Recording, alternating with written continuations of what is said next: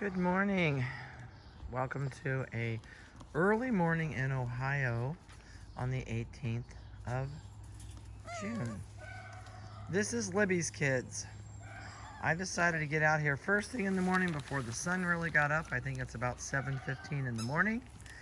And I wanted to get you guys a video of these kids. This will be their last video before they go home. First of all, this chocolate and white puppy with the turquoise collar, I think it's 8346. He's the very first puppy shown on the sold page. So Mark O'Brien, this is supposedly your puppy, but I have never received your deposit ever that I can find any record of. I do not have any paperwork for you. I don't even have any way to reach you because when we spoke on the phone, I wasn't able to write anything down at that time, and you were going to send it all right in. So I am going to, as of Sunday afternoon this week, which would be, what is this? This is the 18th. On the 20th, I'm putting this puppy back on the internet for sale. So please contact me ASAP if you want this puppy, because come Sunday after church, I'm putting him back on the internet for sale. So, okay, that's enough for the business part of this part of it. And he's a gorgeous puppy. I'm just really shocked that I haven't heard from you. Anyway, that's okay. If you don't want the puppy, it's not a problem. I just need to know because I've waited long enough that I need to go ahead and do something with this puppy. Anyway, let's get started. As I said, this is Libby's kids, and they are doing awesome. They go in on Monday to be spay and neutered, and then they're ready to rock and roll and go home. So, the best thing I can tell you is they're ornerier than get out. They are ready to go home. They're ready to get out of my house. I have, I can't tell you even what the number is that's ready to go home. We have a big group going in on Monday for spay neuters. I think I'm taking 3 litters, possibly part of 4. I think part of Nikki's or Cricket's is going to go in with us. So, being that said, let's get started. I've got weights and microchips for you. Royal Blue Collar is a male, 8349, weighs 5 pounds, 12.5. The Yellow Collar male, number 8347, is 4 pounds, 6 ounces. The light blue collared male is 8346, weighs 4 pounds, 14.5. The red collared female is 8344, weighs 4 pounds, 9.5. Neon pink female is 8345, and it's 3 pounds, 9 ounces. Purple collar female, 8348, is 3 pounds, 13 ounces. Oh, I can hear Meadow in the kennel barking her head off. She knows I'm out here. The plum colored collar female is 2 pounds, 8 ounces, and that is number 8350. So that gives you the total on everybody out here. They're all doing super, super good. I don't know at this point. The only one I'm questioning out here that is going to the vet is the little teeny tiny one with the plum collar. It's right over there by the white steps, just walking by. I'll tell you what, she has stood her ground in this group because, no, the biggest puppy is going to pick on the littlest dog. As you can see, she takes no prisoners. She is telling him to leave her alone. She's a tough little booger when it comes to her siblings. She's like, I do not want them to pick on me. Yep, she takes no crap from these big puppies, that's for sure. They're going to get a bath today. They're going to get their toenails redone. Oh, she had to go out there and go potty. That's why she said, leave me alone, people. She had business to attend to. These guys they're active, they're fun, they're playful. They're all doing super good. They're eating well. They're terrorizing me in the house. But they're really pretty good. They're doing pretty good on their no bark, no bite, no lick. And if you continue what we've been doing, when you go home, you'll have so much better luck with these puppies. That's the hardest part for me to convince people is I know they're cute. I know they're babies. I know that you want to... Oh, he is still picking on her. It must be his life's project. He's the biggest one in this litter, and she's the littlest one. And here he comes again. Oh, the chocolate one headed it off. So, the best thing I can tell you is do not treat this puppy like a baby. And he is still picking on it. I'm going to swat him in a minute. Oh, he's picking on everybody. He just picked on the... She gives him no reject. She just kicks him right off to the curb. If you treat them like a baby and you carry them around all day with you and you expect them to be good in their crate, it's not going to happen. So when you get them home, it's fine to play with them. It's fine to love on them. But they need to spend 50% of their day in the crate. So when you are not physically interacting with this puppy, that doesn't mean carry it around, but when you're not physically interacting with this puppy and playing with it or doing something positive and as an enrichment with it, put it in the crate. It will learn that the crate is its best friend. If you also give it things to do to keep it busy. I know when I put them out here, I didn't put them out here in the green tube. We were going to put the big tube up, and I forgot this morning. I was in a hurry. I've had a neighborhood cat that's been driving us nuts, and we put a live trap out for it last night to return it to the neighbor, and we caught a coon. So the coon's watching us. It's about 15 foot from us in the trap, and my husband's going to have to come out and take care of that. He'll have to haul it someplace and turn it loose, but I am not dealing with the coon. It's a big one. A couple things I want to tell you, and I've told everybody else on their videos, is about your first vet appointment. You are going to want to make sure when you call for your vet appointment, I'm pretty sure you probably have it already booked by now. And so what you need to make sure is what they're going to do for you during that appointment. So if you didn't discuss that with them, I would give them a call right now after you hear your video, or sometime this weekend, or before you go, and say, what's all involved in my first vet appointment? To get a first well-checked vet appointment, at least in our area, what we would receive if we were taking a puppy is they would look in the puppy's ears with a scope, make sure there's no ear mites, no ear infection, anything like that. They're going to look in its eyes. They're going to check the coat. They're going to listen to the heart, the lungs, and last but not least, they're going to ask you for a stool sample.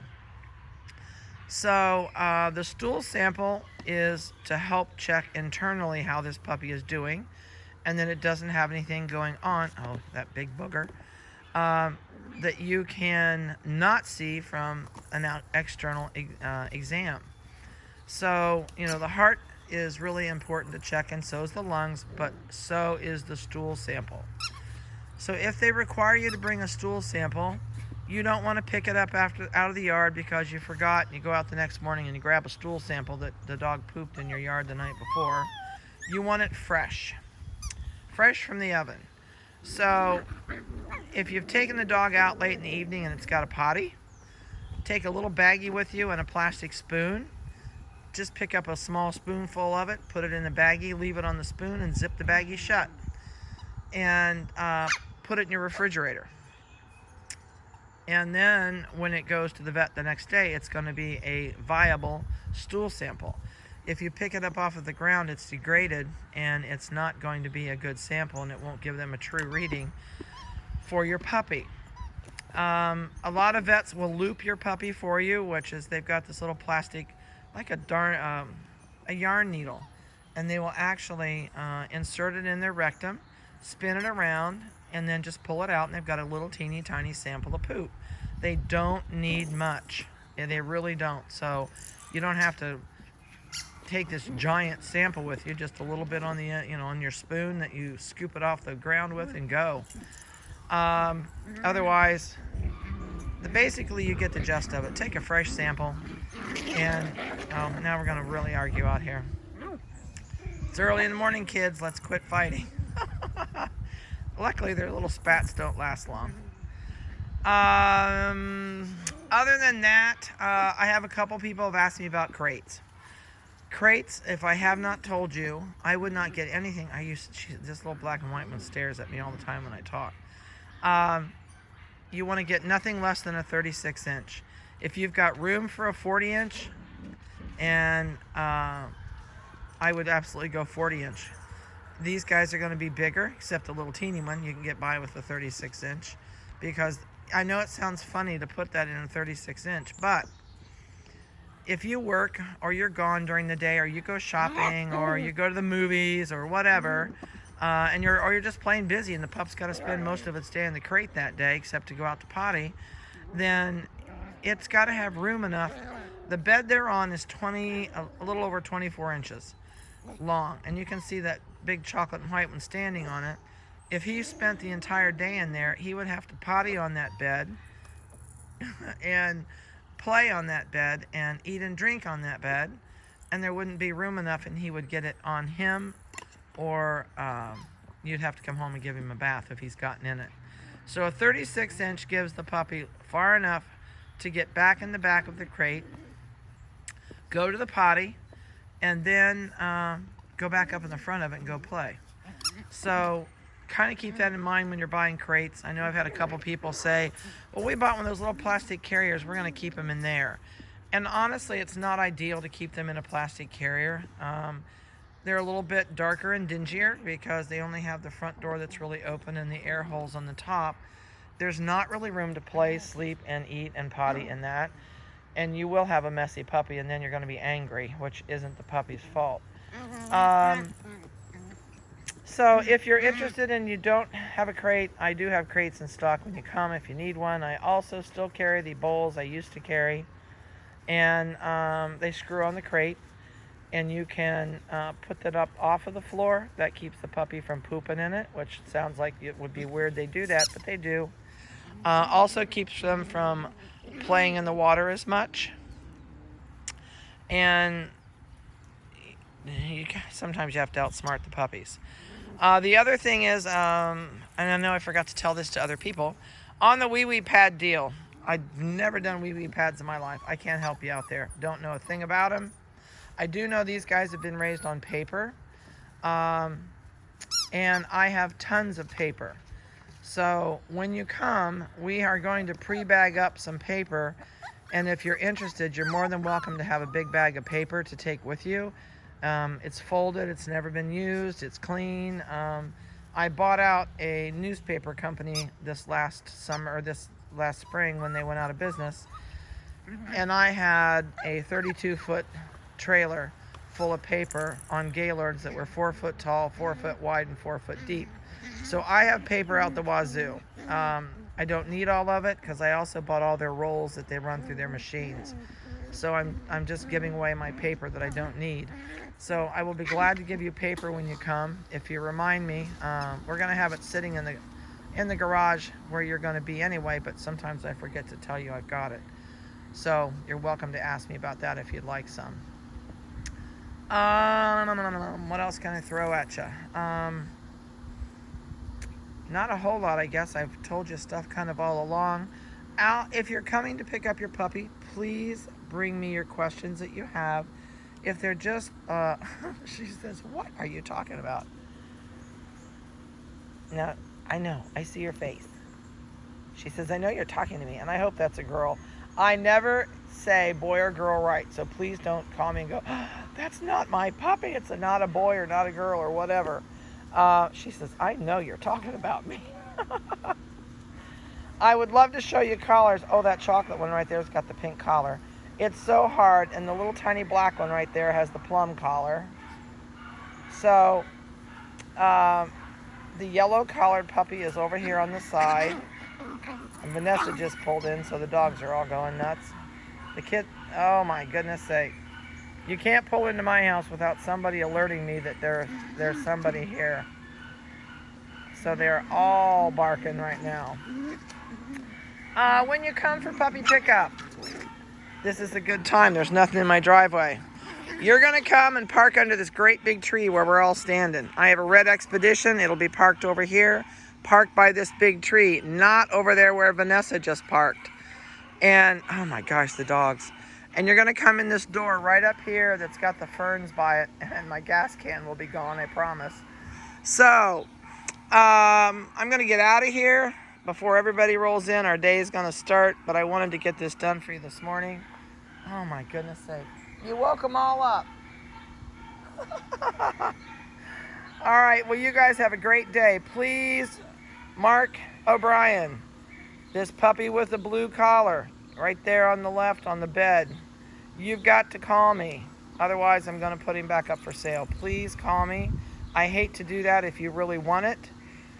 But if not, it's no problem at all. I'm not going to be angry or anything. Just text me or call me and let me know, because as of Sunday, he is going back up on for sale. Have a great week, everybody. A safe weekend. We are finally at the weekend. Last day. We're supposed to have terrible storms today. It's not supposed to start till the evening, but it sounds like it's not going to be pretty. All right. Have a blessed one. Talk to you later. Bye-bye.